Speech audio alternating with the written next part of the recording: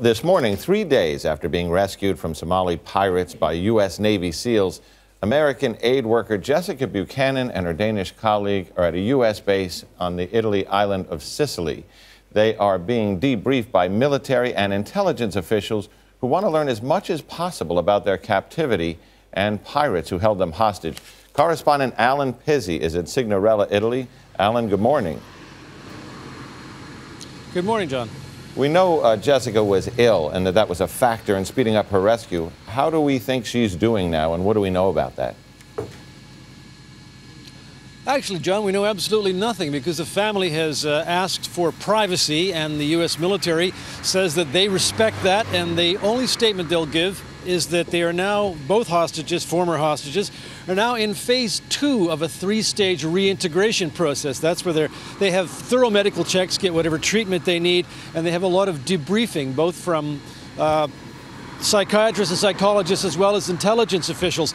That process is described as being dynamic. It goes on for as long as it takes. Now, they say it's usually a minimum of 72 hours, but the process goes on and they stay here at the base doing that process until both the former hostages and those people that are dealing with them and helping them decide that it's okay to move to stage 3, which is going home to wherever they choose to go. Jessica may go to Ohio. She could go back to Nairobi, where she lives. That's up to them, and their privacy is being respected, and no statements whatsoever are being issued, John.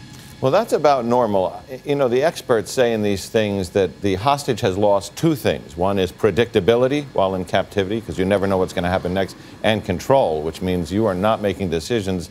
And they try to give that back in this process. I'm wondering if you have any insight, though, into how traumatic, aside from being held, the rescue itself was for her.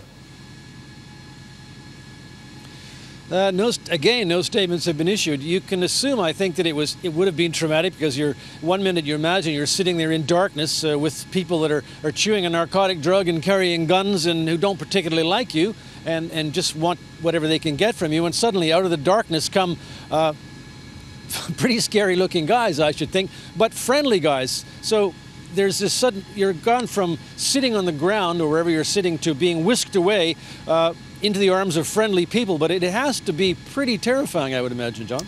I would imagine. Now, what do we know about the other hostages, and particularly one other American who are still being held?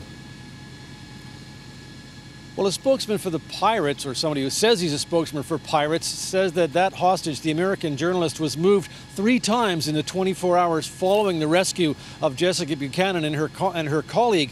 The hostage takers say that they're going to keep them. They're not going to negotiate. They want money. That's what they've got them for, and that's what they want them for. The probability now is that the hostages that are on land will be moved onto ships. There are a lot of ships being held. 155 sailors of various nationalities are trapped on those ships waiting for ransom. If they move the hostages, including the American journalist, onto ships, it makes it much, much more difficult for them to be rescued.